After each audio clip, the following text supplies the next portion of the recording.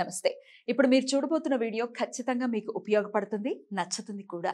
మరి మీకు నచ్చిన విషయం నాకు తెలియాలి అంటే ఈ వీడియోని మీరు లైక్ చేయాలి, షేర్ చేయాలి, అలాగే మన ఛానల్ని సబ్స్క్రైబ్ చేయాలి. మీ సపోర్ట్ని నాకు అందిస్తారు కదా.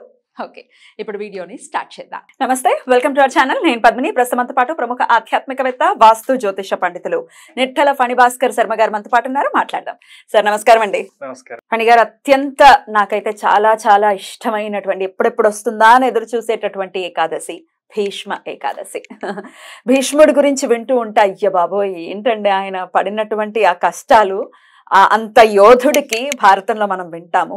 ధర్మం పక్షాన ధర్మ సంక్లిష్టమైనటువంటి పరిస్థితుల్లో ఉండటం అనేది నిజంగా అంటే ఎటుపక్కకు వెళ్ళాలో తెలియనటువంటి పరిస్థితి. ఆయనకేం తెలియదు అంటే అన్నీ తెలుసు.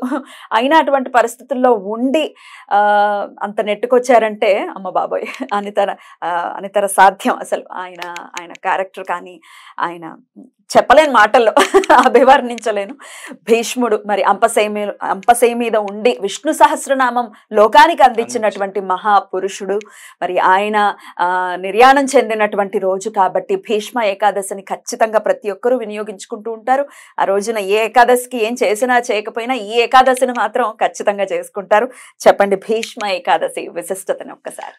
భీష్ముడు దేవవ్రతుడు ఆయన యొక్క నామం.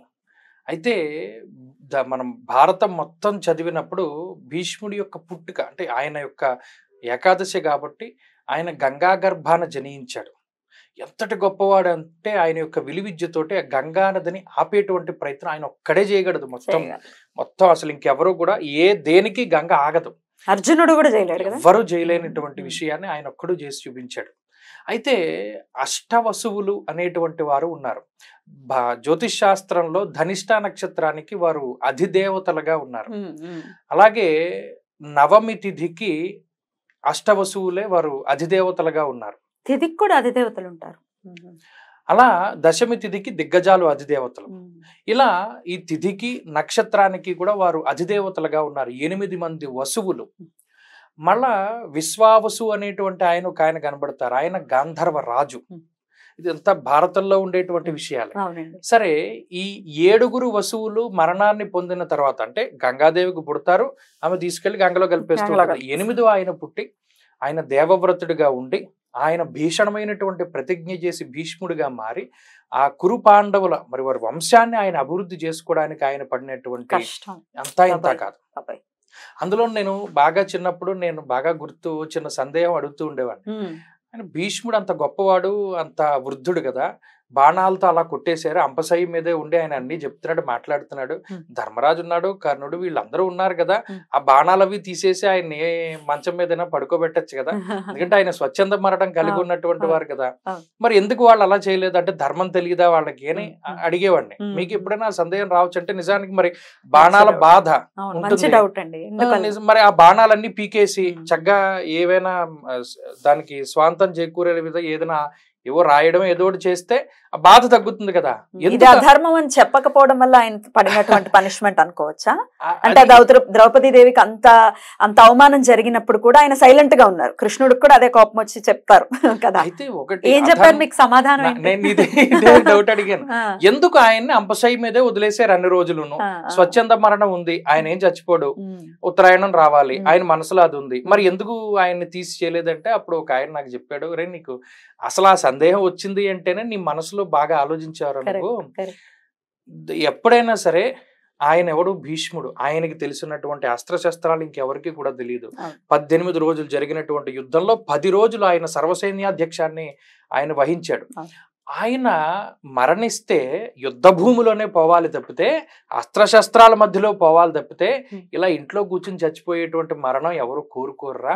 అది వీర మరణం, స్వర్గానికి డైరెక్ట్ గా వెళ్ళిపోతారు అంతేనండి. వీర మరణం కాదు, వీర మరణాన్ని ఎప్పుడు వీరుడు కోరుకుంటాడు. అందుకనే ఆ విషయం ధర్మరాజుకి తెలియదంటావా?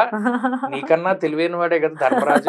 కానీ ఆయన ఎందుకు పెట్టలేదంటే వీరమరణం కావాలి, అందుకనే మంచినీళ్లు కావాల్సి వచ్చిన పాతాళం నుండి గంగ రూపేణ ఆయన చివరి దశలో తల్లిని మళ్ళా తీసుకొచ్చి ఆ తల్లి స్పర్శని ఆయన కలిగించారు, కానీ వాళ్ళు యుద్ధ భూమి నుండి మాత్రం బయటికి తీసుకెళ్లలేదురా.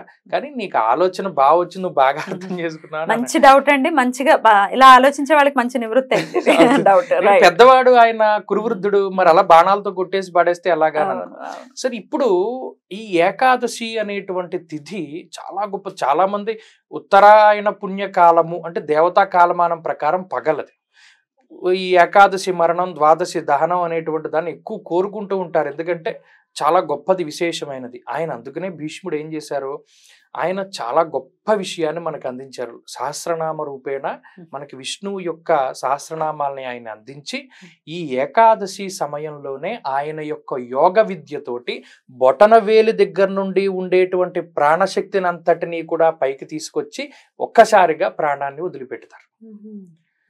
అప్పుడు ఆయన ఏకాదశి రోజున ఆయన స్వర్గాన్ని చేరుతారు. కాబట్టి ఈ ఏకాదశి రోజున ఇంకో విషయం ఏంటి అంటే, మన ధర్మశాస్త్రాల్లో చెప్పినటువంటి విషయం, ప్రతిరోజు మనం సూర్యుడికి ఏ విధంగా అయితే అర్ఘ్యాన్ని వదులుతూ ఉన్నామో, సూర్యుడితో సమానంగా ప్రతిరోజు కూడా అర్ఘ్యాన్ని వదిలిపెట్టవలసినటువంటి బాధ్యత మనకు ఉంటే అది భీష్ముడికి మనం వదిలిపెట్టాలి. భీష్ముడికి అర్ఘ్యపాద్యాలు వదిలిపెట్టడం వల్ల, అంటే కొంతమంది పితృదేవతలు ఉన్న వాళ్ళు తర్పణాలు చేయరు, కానీ అంటే వాళ్ళ యొక్క తల్లిదండ్రులు ఉన్నా కూడా వాళ్ళు తర్పణాలు వదిలిపెట్టాల్సి వస్తే వాళ్ళు భీష్ముడికే వదిలిపెట్టాలి.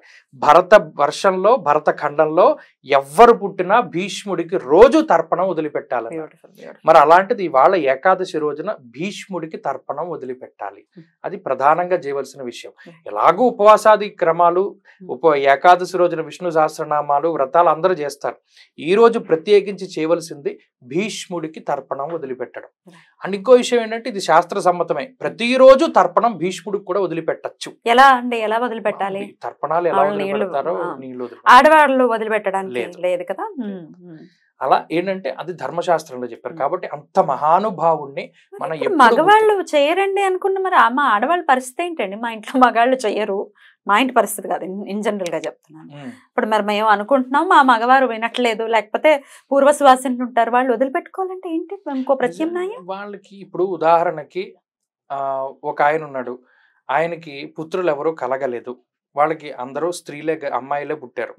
ఆ అమ్మాయిల్లో పెద్ద అమ్మాయి యొక్క కొడుకు, ఫస్ట్ కొడుకు పుట్టినటువంటి వారు ఇటువంటి కార్యక్రమాలు చేయడానికి అర్హులు. పౌత్రుడు మాత్రమే చేయాలి, దహోత్రుడు చేస్తాడు. ఎందుకంటే వాళ్ళందరూ పుత్రులతోటి సమానమైనటువంటి వారు. మనకి నిజానికి పంచ తల్లులు, పంచ తండ్రులు ఉంటారన్నాడు. అందులో మన తల్లి, అన్నగారి భార్య, రాజ్యాన్ని పరిపాలించేటువంటి రాజుగారి భార్య, అలాగే గురువు గారి భార్య, వీళ్ళందరూ కూడా మనకి తల్లులతో సమానమైనటువంటి వాళ్ళ తండ్రులందరూ కూడా, వాళ్ళ యొక్క భర్తలందరూ కూడా మనకి తండ్రులు అన్నారు. అలా ఏంటి అంటే ఈ పుత్రులు కూడా చాలా రకాలుగా ఉంటారు. దౌహిత్రుడు ఒకడు, అలాగే ఎవరైనా దత్తత తీసుకునేటువంటి వారు, వీళ్ళందరూ కూడా పుత్రుల కింద వస్తారు. అందువల్లనే వాళ్లే చేయాలి తప్పితే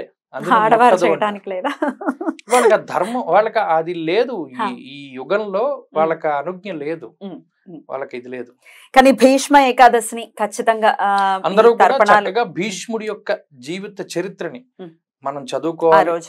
అలాగే భీష్మ పర్వాన్ని కూడా చదువుకోగలిగితే దాంట్లోనే కాశీఖండం ఉంటుంది, చాలా విశేషమైనటువంటి ఇది అందులో చెప్తూ ఉంటారు. అలాగే ఈ భీష్ముడికి సంబంధించినటువంటి ఆయన జన్మ వృత్తాంతం దగ్గర నుండి ఆయన యొక్క నిర్యాణం వరకు ఇవన్నీ చక్కగా మనం ఒకసారి స్ఫురణగా చేసుకుని ఆయన తలుచుకుంటే చక్కగా ఈ రోజు యూటిలైజ్ చేసుకునేవాళ్ళు. ఖచ్చితంగా చేసుకుంటారు, అందరూ చేసుకుంటారు, అందులో ఎటువంటి సందేహం లేదు. ఒక్కసారి మనసారా ఆయనకి నమస్కారం తెలియచేయటం వినా ఇంకొక మార్గం లేదు. ఆ క్యారెక్టర్ అద్భుతమైనటువంటి క్యారెక్టర్, ఇప్పటిదాకా తెలియదు అనుకున్న వాళ్ళు ఇప్పుడైనా అట్లీస్ట్ ఒక్కసారి మహాభారతం ఒక్కసారి ఓపెన్ చేసి మీరు అన్నట్టుగా భీష్మ పర్వం, భీష్ముడి గురించి ఈ ఒక్క రోజైనా ఆయన గురించి చదువుకునే ప్రయత్నం ఖచ్చితంగా చెయ్యాలి. అద్భుతమైనటువంటి, నాకు మనసు ఉళ్ళూరుతోందండి ఆయన గురించి మాట్లాడాలి అంటే. ఎందుకో తెలియని ఒక చాలా స్పెషల్ అభిమానం ఉంది, స్పెషల్ ప్రేమ ఉంది ఆయన పట్ల. ఎనీవేస్, చాలా అద్భుతంగా వివరించారు. మీకు భీష్మ ఏకాదశి శుభాకాంక్షల్ని తెలియజేస్తూ నమస్కారం.